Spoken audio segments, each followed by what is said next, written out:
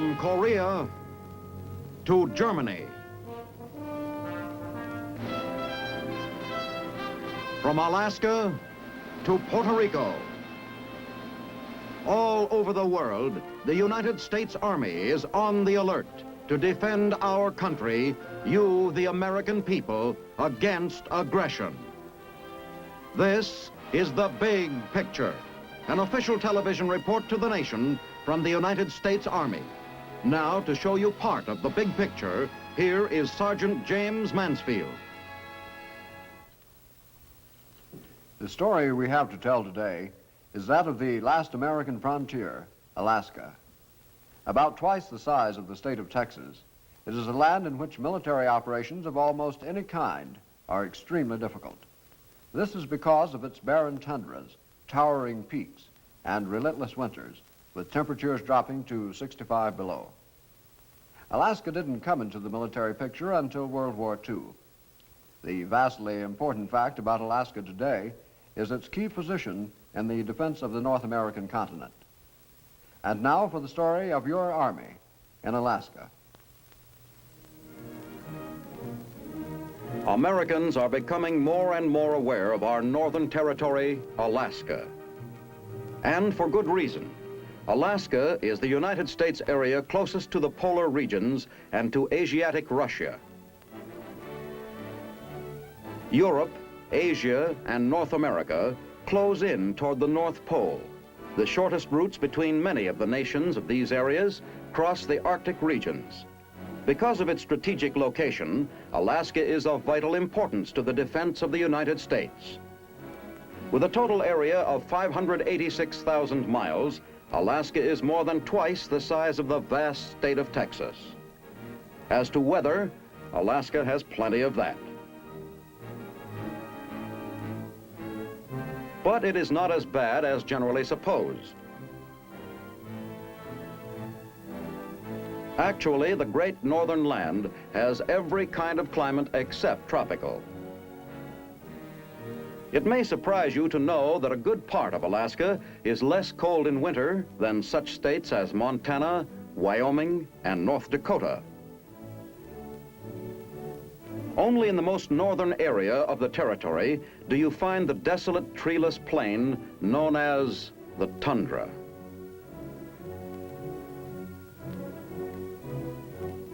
About 3/4 of the people living in Alaska are whites. Most of the remaining fourth are Eskimos. Very loyal citizens, they did their part during the war, enlisting in the armed forces and working on construction and supply jobs.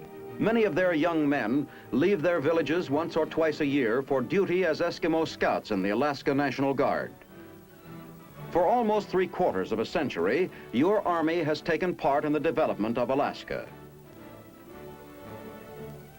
Surveys and explorations by the Army led to the establishment of telegraph and cable communications. Much of this early work provided the only information available about Alaska at the start of World War II. The invasion of the Aleutian Islands by Japanese forces brought world attention to the strategic Northland. The campaign that followed resulted in the recapture of Attu and Kiska by American troops and the departure of foreign soldiers from Alaskan soil.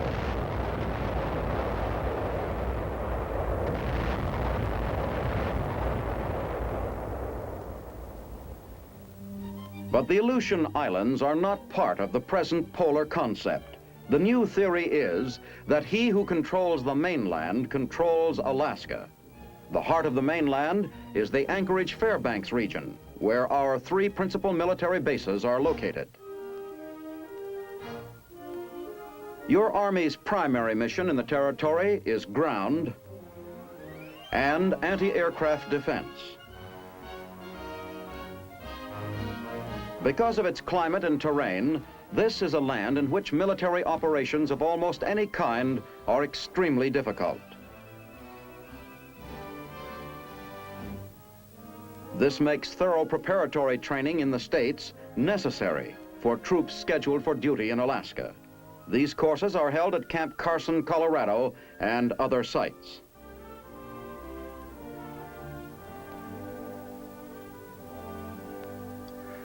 Preparation for Arctic training, they call it.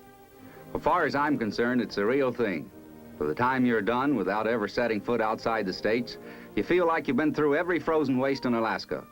Bet your horn-toad this is a far cry from Texas, where I'm from. You start off with classes in Arctic tent pitching. Stick around, this is just the beginning.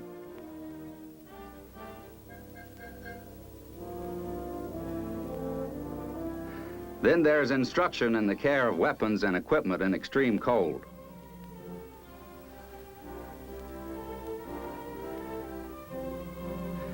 After that, you're ready for a few rounds of over-snow fighting. Your efficiency as a fighter is held down by the cold and your heavy clothing. But if the aggressor drops down on you in Alaska, he's up against the same thing.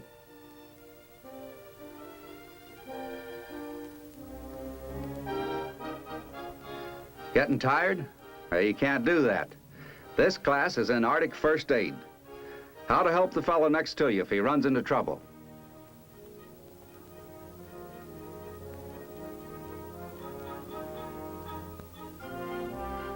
Now it's time to learn something about weather and snow characteristics, practical forestry, woodcraft, and other subjects that have to do with Arctic survival and mobility.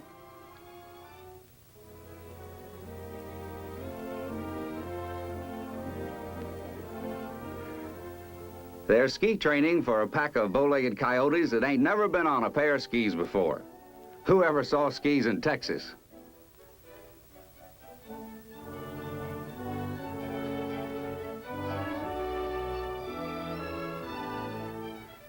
And snowshoes. Why, that's nothing at all, so we all thought. But try a march of 15 miles in mountainous terrain at high elevation. That, friends, is what's called preparation for Arctic training. I don't think I'll ever forget my first look at Alaska, coming up by ship from Seattle to the port of Whittier.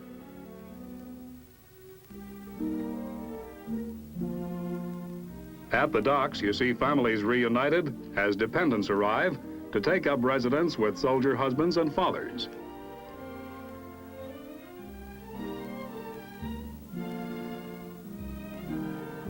A modern train takes you from Whittier to Anchorage. Looking out the train window, you don't think of Alaska as an untrodden wilderness. It's more like riding through some parts of the Midwest. Only here, your cow catcher is more apt to pick up a moose.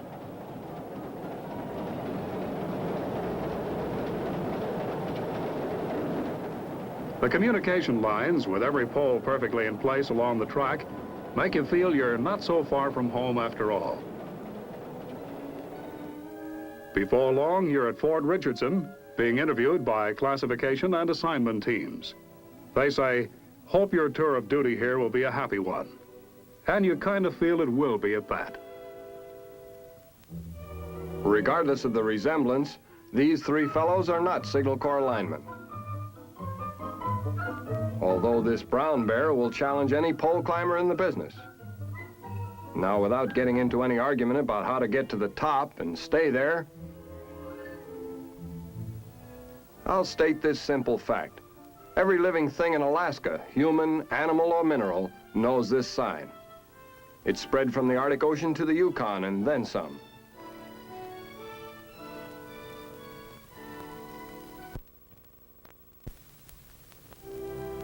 It's the job of the Alaska communication system to span the great distances of our northern outpost, to link cities together with military installations, and provide contact with the outside world. This is a most important chain in the Signal Corps global network.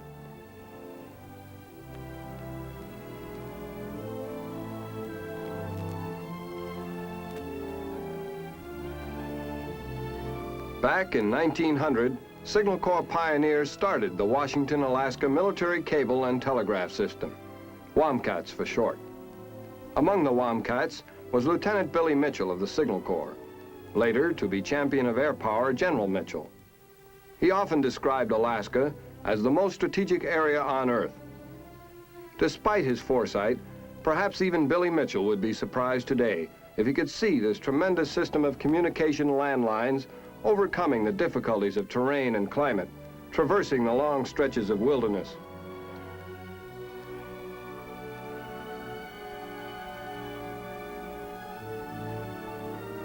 Heart and headquarters of the Alaska Communication System is in this federal office building at Seattle. Its message load tells its own story, where the traffic is close to 1 million messages a month. The Engineering and Construction Division looks ahead, planning projects to meet the tests of tomorrow. Linking those in Alaska with loved ones far away, the ACS system ties into private lines to provide service that can be secured no other way.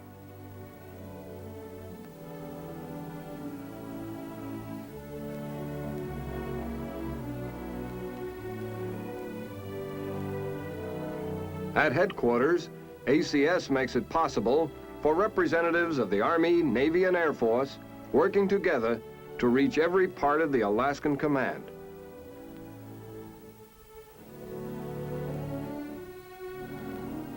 To make this possible, Signal Corps crews fight rugged terrain and climate day by day in their year-round job of carrying the message through the Arctic.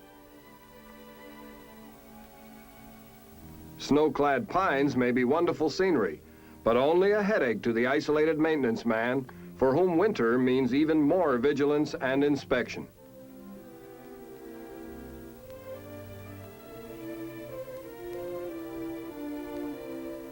Repair jobs call for technicians with the daring of an Arctic explorer and the skill of an acrobat. Oops, see what I mean? Even the sourdoughs, the few left of the old-time Klondike days, take Signal Corps miracles in stride. They walk up too and ask for the outside world in a hurry.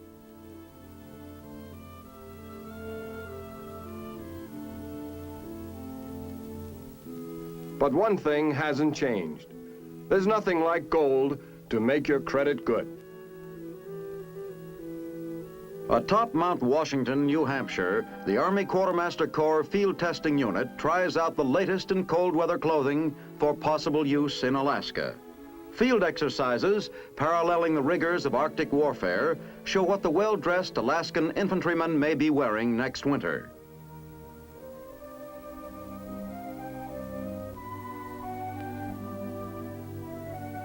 These tests ensure the fighting man the best clothing and equipment to keep him warm and dry even when it's 10 below. At its winter field site, the Quartermaster test team lives under actual Arctic conditions and continues its experiment with a new zero-weather zoot suit, the Cold Bar. Made from a non-absorbent plastic material, this outfit is both water and windproof. The Cold Bar suit is worn next to the skin and under standard field clothing.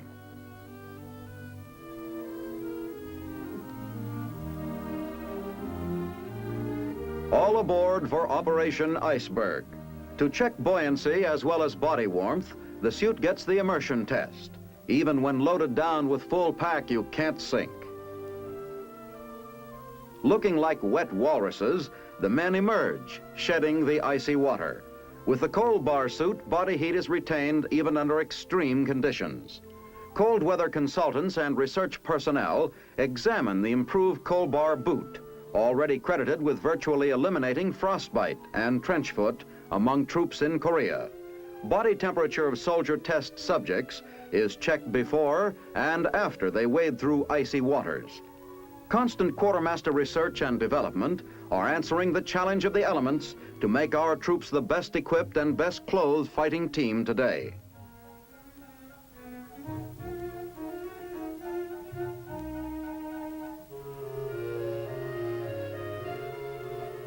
Proper use of snowshoes is one of the first training subjects at the Big Delta Arctic Center, Alaska, where indoctrination courses in winter warfare are given. Soldiers are taught correct lashing, adjustment of the bindings, and how the snowshoe can be man's best friend in this part of the world. Ski drills come next. There's an excitement to putting on your first pair of skis with real snow under you. The instructor demonstrates how the glide is done, with the snow, not the legs bearing the weight of the ski. The emphasis here is on safety, for a broken arm or leg is the penalty an over-enthusiastic tyro might have to pay. The step turn is a simple but important maneuver for men traveling in column. The kick turn looks easy as teacher does it, but beware, students. The herringbone is a fast but tiring method for climbing. The side step is less tiring, but he'll be a long time making the climb this way. The side step traverse is the perfect solution. Cross-country ski marches familiarize the men with handling skis under various types of terrain conditions. Much of the field training at the Arctic Indoctrination School is conducted during such cross-country marches as these. The survival of the soldier in the Arctic depends greatly upon his over-snow mobility on either skis or snowshoes. A floundering man cannot reach the battle area with enough energy to fight. Trainees get to know the Akio. This light plywood sled is patterned after those made by Alaskan Indians from hollowed logs. Packs are piled on to simulate equipment. The cross-country trip is broken for the men to gain experience in handling these sleds, which are used to haul supplies, and the Akio is pulled for the rest of the march. The mobility of ski-mounted troops can be greatly increased by towing behind motorized vehicles, particularly the Weasel. Speeds of up to 30 miles an hour can be maintained in this manner on a broken trail. Travel is slower, of course, on narrower paths through woods. The march comes to a halt at a bivouac area, where the trainees will get a taste of overnight life in the Arctic Open. Whenever possible, the bivouac area is located in timber. After supplies have arrived and have been checked and safely stored, then the next important step is to build campfires. The men are taught to lay a groundwork of green wood first to prevent the fire from sinking into the snow.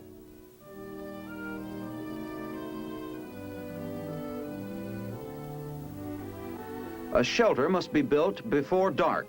The lean-to is the standard timber shelter. It is quickly and easily erected.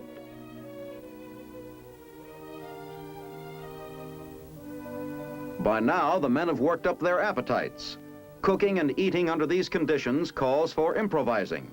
Here, for example, food cans with wire handles are used to heat water. Gasoline stoves and cook sets, which had been left at the bivouac area, are soon firing up a man-sized meal.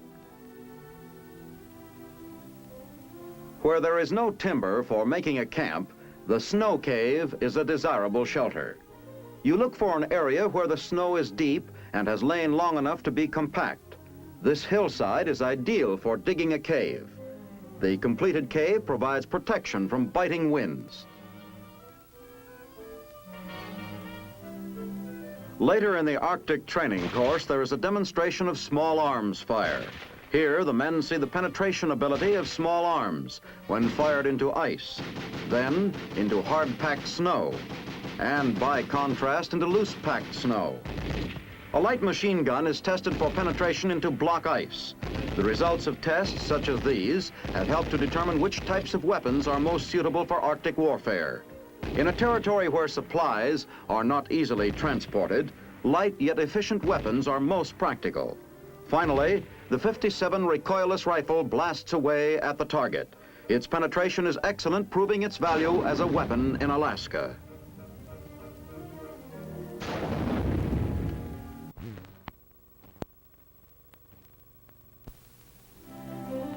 Of all climatic conditions, cold is most unfriendly to man, and in time of war, the most difficult under which to function. When the right precautions are taken, however, the modern soldier can stay healthy and operate effectively in any kind of Arctic weather. Your Army is constantly gaining new information from tests made in the field and in the medical laboratory. In the north, perspiration causes trouble.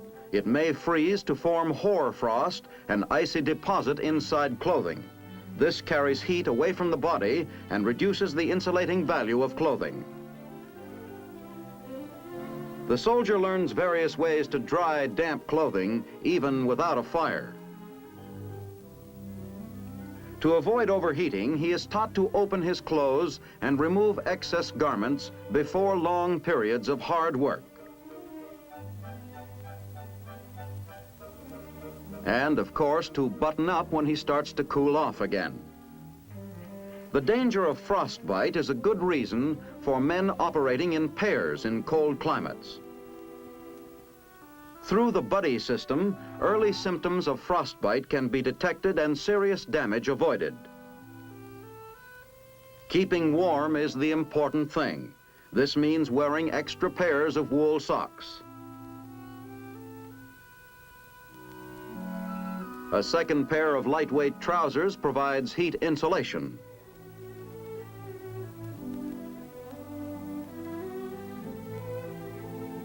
There must be protection for the upper part of the body. And oversized shoes which hold trouser bottoms.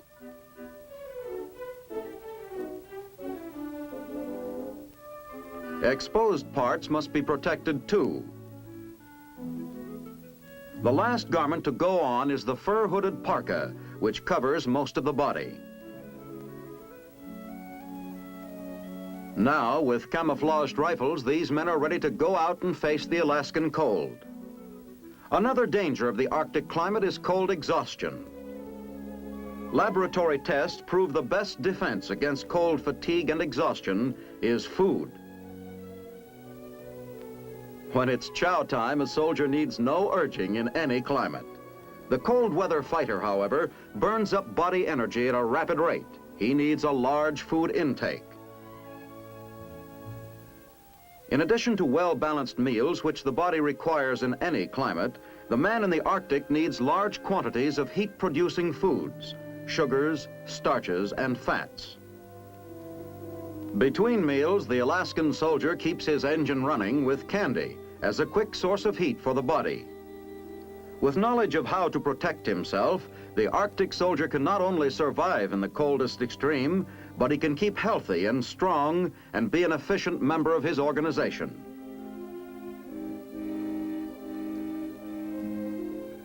A combined and joint Canadian and American military force was organized on a recent large-scale maneuver in Alaska.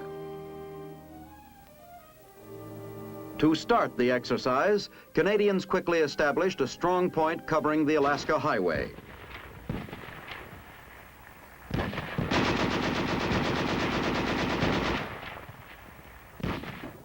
The Royal Canadian Air Force struck at aggressor installations and movements along the highway.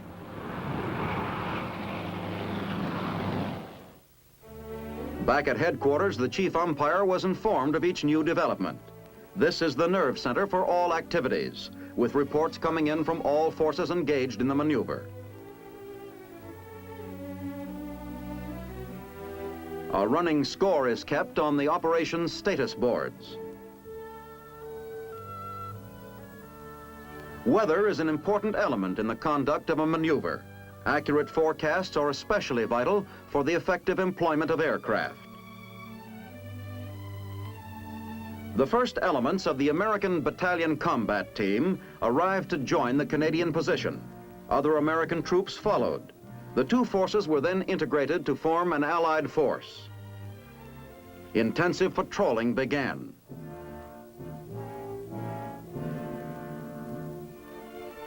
Prisoners were brought in for interrogation. As much as possible was learned about the disposition of the aggressor forces.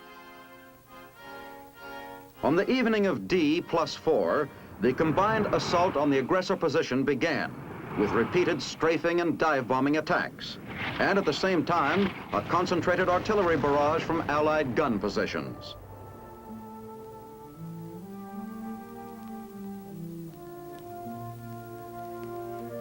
In the interests of safety, medical aid stations were set up at logical points.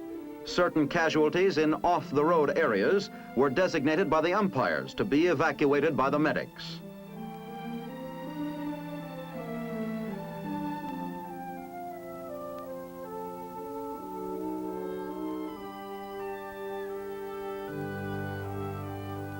Placed in special medical evacuation bags to keep them warm, they were loaded onto an Akio.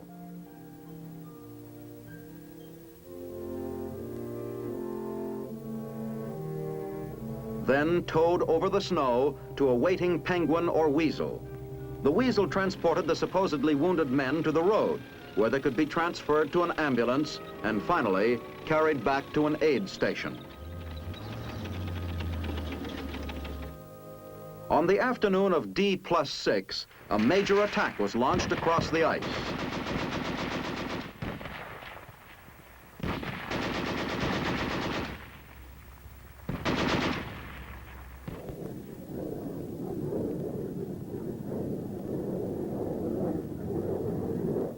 The Allied forces received much-needed supplies and ammunition by airdrop. A company of Canadian light infantry was parachuted onto the ice on the aggressor's other flank. Getting free of their harness as fast as possible, they dashed for cover and began to reform. In a short time, they were moving in on the aggressor. With the paratroopers attacking his flank and our main force converging on his front, the aggressor position was doomed. On the morning of D+10, the maneuver was officially completed.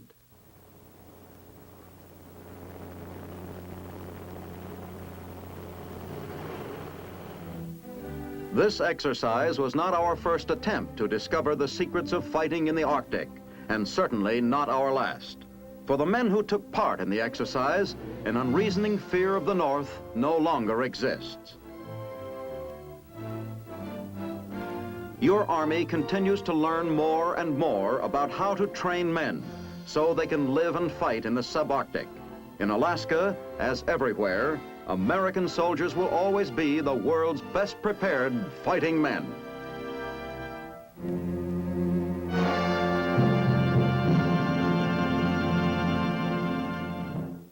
Alaska, the last American frontier, has entered upon a decisive period in its history. Because of its strategic position as the northernmost U.S. possession and the region closest to Soviet Russia, Alaska can be marked as a vital area in our military future. Next week, the big picture will be presented again on this same station. Join us then. The Big Picture is a weekly television report to the nation on the activities of the Army at home and overseas. Produced by the Signal Corps Pictorial Center. Presented by the U.S. Army in cooperation with this station. You can be an important part of the big picture. You can proudly serve with the best equipped, the best trained, the best fighting team in the world today, the United States Army.